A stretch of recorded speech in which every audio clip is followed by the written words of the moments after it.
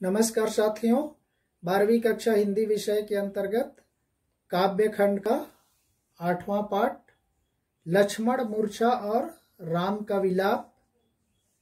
इसके कवि हैं तुलसीदास जी, जो रामचरितमानस के लंका कांड से लिया गया है और इसका पहला वीडियो हमने अपलोड कर दिया है। ये दूसरा वीडियो है, चौपाई से संबंधित है। पहला वीडियो दोहा से संबंधित था, अब यह चौपाई से संबंधित है। हमने पिछले में देखा कि किस तरह से हनुमान जी हैं भरत के आश्रम से, जो अयोध्या में है, वहां से ठीक होकर के भरत की प्रशंसा करते हुए पहाड़ को हाथ में लिए हुए लंका की ओर चले जा रहे हैं। इधर लंका में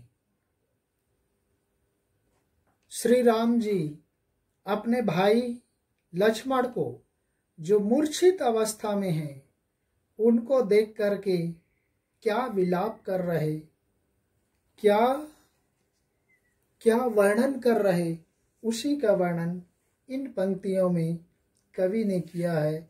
ये करुण रस से परिपूर्ण कविता है। कविता क्या, ये रामचरितमानस का अंश है, एक भाग है। तो आइए चलते हैं चौपाई की ओर। वहां राम लक्ष्मण ही निहारी, बोले बचन मनुज अनुसारी। अर्ध राति गई कपि नहीं आयहु, राम उठाई अनुज उर लायहु।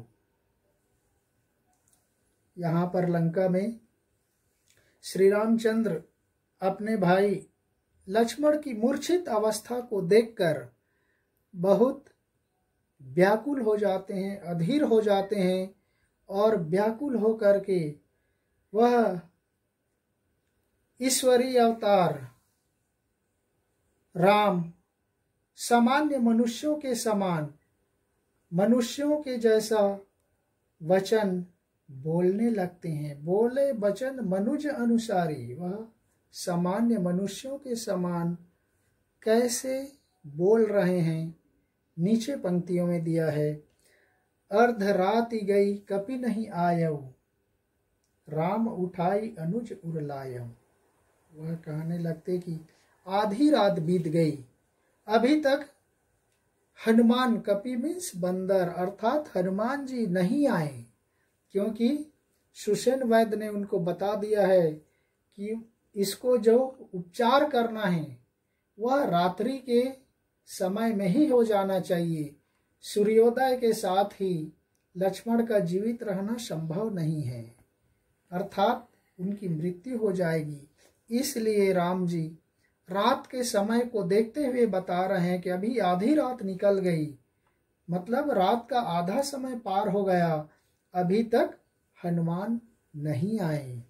और ऐसा विलाप करते हुए राम उठाई अनुज उर लायऊ, वह राम अपने मूर्छित अनुज लक्ष्मण को, जो जमीन में है, उसको उठाकर अपने हृदय से लगा लेते हैं, अपने उस छोटे भाई को सीने से लगा लेते हैं और कहते हैं, सकहु न दुखित देखि मोहि काऊ, बंधु सदा तव मृदुल सुभाऊ।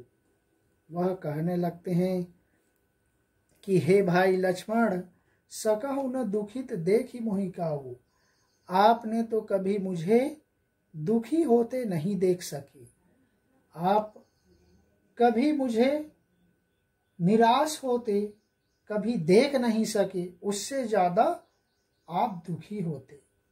लेकिन आज आपका यह स्वभाव बिल्कुल विपरीत हो गया है।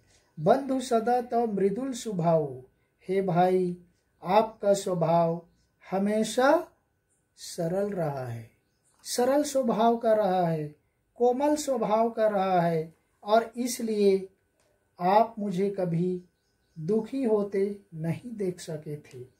यदि मुझे पता होता मम हित लागी तजेहु पितु माता, आपने अपने स्वार्थ के बगैर मेरे लिए, मेरे काम के लिए, मम हित, मेरे हित के लिए आपने अपने माता पिता को त्याग दिया, अपने माता पिता को छोड़ दिया और मेरे साथ वन में आ गए।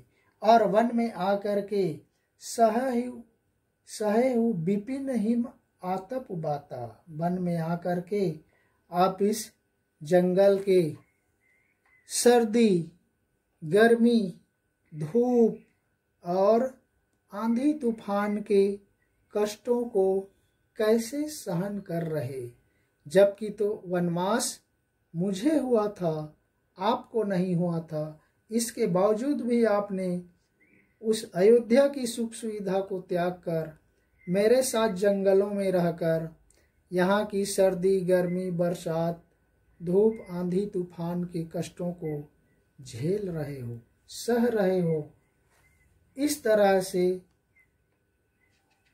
श्री रामचंद्र जी अपने भाई लक्ष्मण के वियोग में दुखी होकर कह रहे हैं, सो अनुराग कहाँ अब भाई, उठाहु न सुनी मम बच बिकलाई, जौ जनते बन बंधु बिछोहु, पितु बचन मनते नहीं ओहु।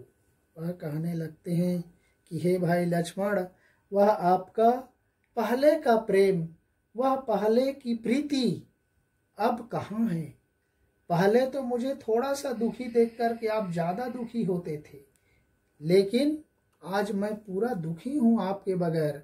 लेकिन वह पहले का आपका प्रेम दिखाई नहीं दे रहा है। कहाँ है आपका वह पहले का प्रेम। उठाओ न सुनी मम बच बिकलाई, हे भाई मेरे इन व्याकुल वचनों को सुनकर आप उठते क्यों नहीं, आप उठ क्यों नहीं जाते। ऐसे व्याकुल वचन श्री राम जी अपने भाई लक्ष्मण को सुना रहे हैं और कहते हैं, जौ जनते बन बंधु बिछोहु, पितु बचन मनते नहीं ओहु। कहते हैं कि यदि मुझे मालूम होता, यदि मैं जानता, बन बंधु बिछोहु, बन जाने पर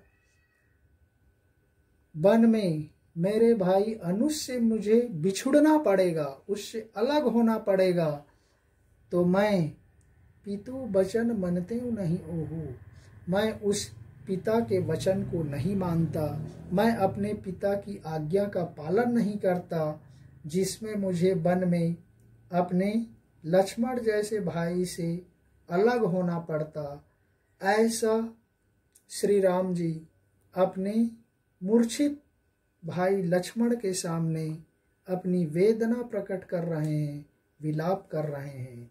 तो साथियों, नेक्स्ट वीडियो में फिर मिलेंगे, तब तक के लिए धन्यवाद। जय हिंद।